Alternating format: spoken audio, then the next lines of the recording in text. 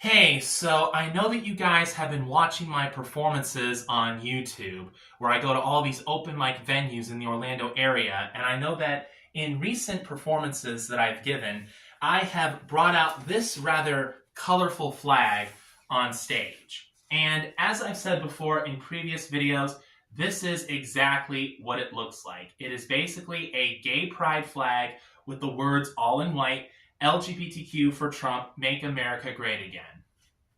Now, I'm sure that this has probably sparked some outrage amongst some of my fans and viewers who are conservative Christians and biblically orthodox, Bible-believing Christians, especially some who are probably members of the church that I go to.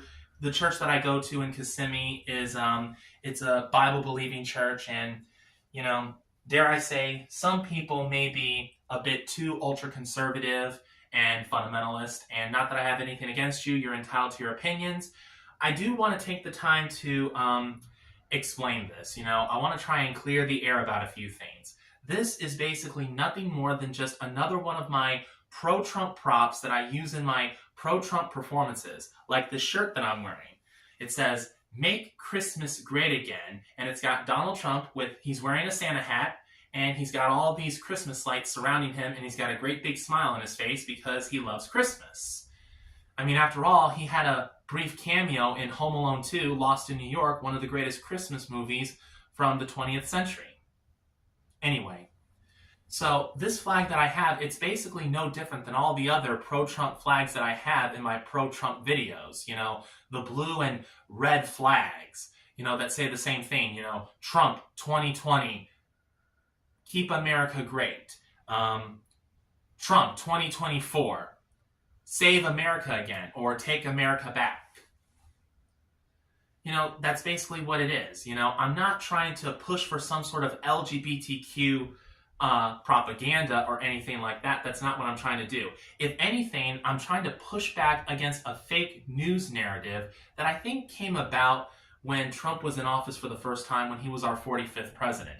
I think it involved transgenders in the United States Armed Forces. There was something about, the military wanting to use military funds for sex change operations for some of their officers, and Trump was pushing back against that because, well, no crap, military funds are supposed to be used for the military, for resources for the military to make sure that we are safe and protected during times of war and even during times of peace, to keep us safe and protected from domesticated enemies and even foreign enemies. You know what I mean?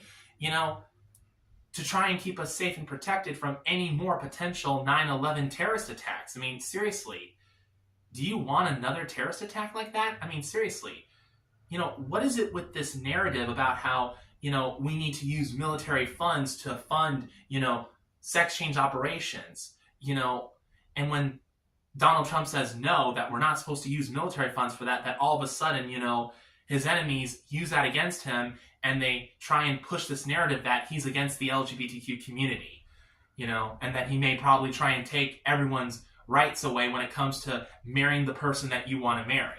And all I'm going to say about that is, regardless of whatever Donald Trump's opinions are when it comes to marriage, when it comes to traditional marriage between a man and a woman and gay marriage, I don't think he's the kind of person who would infringe upon anybody's rights, to marry whoever they want to marry. I don't think he's that kind of president. It's just, like I said, it's a fake news narrative, brought upon by his enemies because, they don't like the changes that Donald Trump tries to make, which is actually for the good of this country. And let me remind you that back in 2015, the Supreme Court of the United States pretty much announced that it was legal for all 50 states to have gay marriages, that it was declared unconstitutional that people would be denied the right to marry whoever they want to marry. So it's think about this for a minute. Here in America, members of the LGBTQ community, they have all the rights and all the privileges in the world that they could possibly want, which is more than I can say for members of the LGBTQ community who live in, let's say, predominantly Islamic countries like Saudi Arabia, because I know that there are places in the world where if you identify as a member of the LGBTQ community, and if you practice any form of, homosexual activity, that's punishable by death. Here in America, it's celebrated. So it's like, seriously, people are gonna be a bunch of big crybabies about things that just don't make sense. You know, nothing more than just fake news. That's basically one of the reasons why I use this pro-Trump LGBTQ flag in my videos. That's why I use it.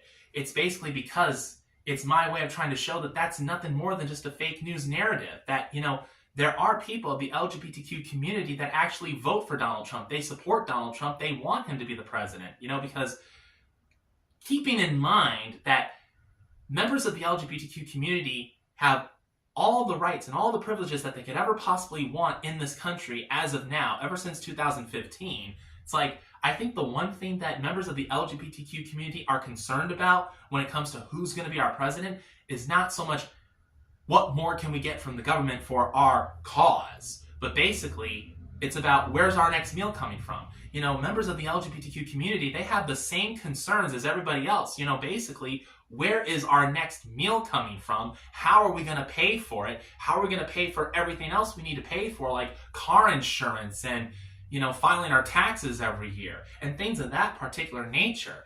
This has been said before, and I'm going to say it again. It's the economy, stupid. Ever since 2015, gay people in America have gotten their rights. So let's stop worrying about that. That's all I got to say about that. So now, basically, me personally, I believe in traditional marriage. I believe in marriage between one man and one woman. I believe that to be the only valid marriage ordained by God. I believe that. But being an open-minded human being, I also believe that every human being has the right to live their lives the way they choose to live it. And if two people of the same sex want to get married, then I say just let them. Now, I'm studying to become a priest in the Episcopal Church. And the reason why I'm mentioning that is because if any gay couple wants to come to me and they want to ask me to be the celebrant of their wedding, I have to put up my hands and I have to say, I'm very sorry, guys, but I can't do that because it goes against my biblical convictions. I have nothing against you two as human beings, but this goes against what I believe, and I can't say yes to this. But if you're really serious about this, and if this is something that you really want, the least I can do is refer you to this priest that I know from this other church. This priest will be more than happy to officiate over your wedding, but I can't do that. So I hope that this has cleared the air about a lot of things, and if you're still not satisfied with the answers that I've given you, well, I'm sorry, I don't know what to say. I really don't, but this is the answer, and that's that. So, like I said, I hope and pray that this clears the air, and with that being said, I want to say Merry Christmas, have a Happy New Year. I'm looking forward to the new year, 2025, because Donald Trump he's getting back into the White House, and I can't wait to see what he's going to do to make America great again once more. So with that, I'll say goodbye and Merry Christmas.